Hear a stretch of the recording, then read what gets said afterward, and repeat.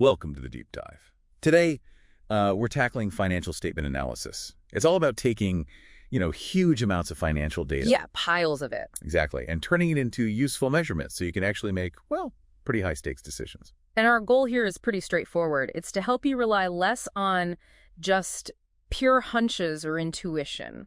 Financial analysis gives you a solid framework. A system, right? A system, yeah. For screening investments, spotting problems, even forecasting what might happen next. It's about sound judgment. Okay, so let's unpack the foundational rules accountants follow.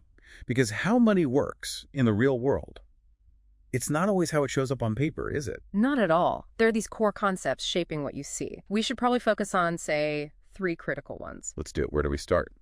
I think the accrual concept is number 1. It's probably the biggest reason why reported profit. Well, it often doesn't equal the cash you have in the bank. How does that work? So net profit, that's your revenue minus expenses. It's calculated for a specific time period. But crucially, it doesn't matter when the cash actually moves. Okay, so sales made on credit count as revenue immediately. Exactly. Let me give you a stark example. Imagine a company. They have $600 million in sales for the year. Okay. But maybe $200 million of that is still waiting to be collected credit sales. And their total expenses are $500 million. So on paper, $100 million net profit. Right, 600 minus 500. Yep. But now look at the cash. Maybe they only cleared $400 million in cash from sales, and they paid out $450 million in cash for expenses. Ouch. So cash-wise, they're down $50 million. Precisely. But accrual accounting says you report the $100 million profit because that reflects the actual business activity and earnings for that period. Big difference. That definitely explains why we need more than just the profit number.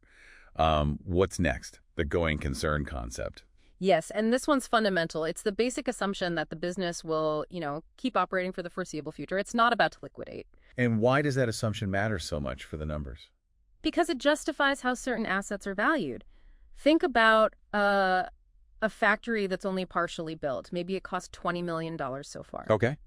Under the going concern concept, you can list that asset at its $20 million cost.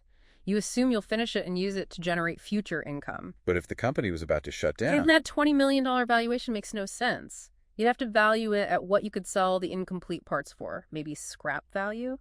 Much, much lower. Going concern lets us use historical cost, which is vital for consistency. Got it. And the third one, prudence. You said this one's sort of a safety net. Yeah, I find it fascinating too. Prudence, or conservatism, basically tells accountants to err on the side of caution. It's designed to protect you, the user of the statements. How so? By understating things. Essentially, yes. Accountants must recognize and record probable losses as soon as they're foreseen. Think about setting aside money for potential bad debts you think you might not collect. Okay, makes sense. Yeah. You anticipate the loss. Right. But, and this is key, they are not allowed to anticipate or record gains. Imagine a gold merchant holding $50 million in gold inventory. Right. Let's say the market price jumps 30%. That's a $15 million potential gain. But under prudence, they can't record that gain until they actually sell the gold. But if the price drops... If the price dropped, they'd likely have to recognize that loss immediately by writing down the inventory value. So anticipate losses, but don't anticipate gains. It deliberately understates profit rather than risking an overstatement. Okay, so those 3 concepts, accrual, going concern, prudence, they really shape how the numbers are put together. Now let's talk about the actual documents. The big 3 statements. Right. We need all 3 because they each offer a different perspective, a different lens on the business. So first up, the balance sheet. What's its story? Think of the balance sheet as a photograph, a snapshot. It captures the company's financial position at one specific moment in time, like December 31st. Then it shows. It shows what the company owns its assets and how those assets are financed, either through liabilities, what it owes, or shareholders' funds, the owner's stake. That fundamental equation. Assets, liabilities, plus shareholders' funds. Okay, a static picture. So the income statement or the P&L, Yeah. that must be the moving picture. Exactly. You called it a video shooting earlier, and that's perfect. It summarizes the company's performance, its revenues, expenses, and ultimately profit or loss over a period of time, like the entire year. Right, connecting the dots between 2 balance sheet dates in a way. Precisely. But as we saw with the accrual concept, that profit figure on the P&L might not reflect the actual cash situation. Which brings us to the third one, the cash flow statement. This feels essential after our accrual discussion. Absolutely essential. It tracks the actual movement of cash money coming in, money going out during that same period. It reconciles the reported profit back to the change in cash. And it breaks cash flow down. Yes, into 3 standard activities. Operating activities, day-to-day business, investing activities, buying, selling long-term assets, and financing activities, dealing with debt and equity.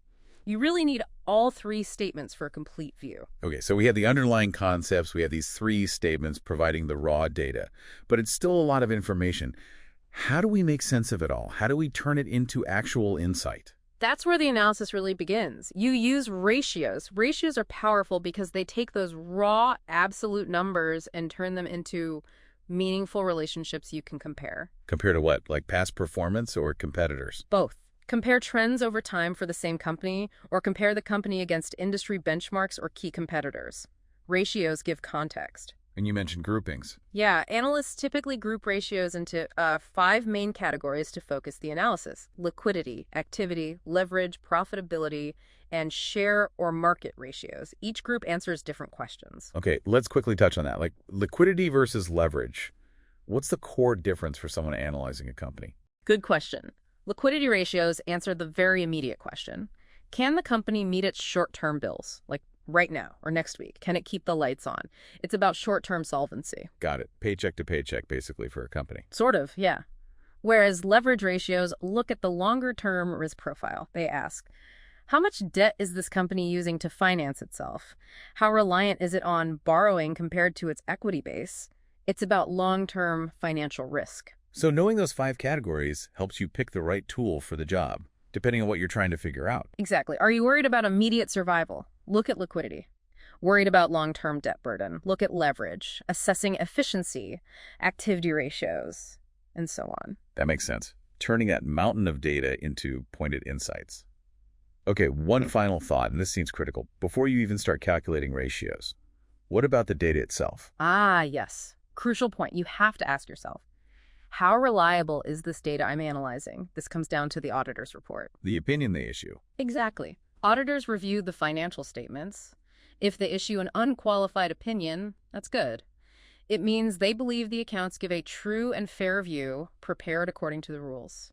You can generally rely on that data. But what if it's not unqualified? If you see the term qualified accounts, that's a red flag.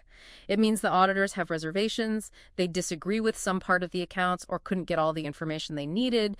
There's an issue with the data's reliability. So the takeaway is... Always check the auditor's report first.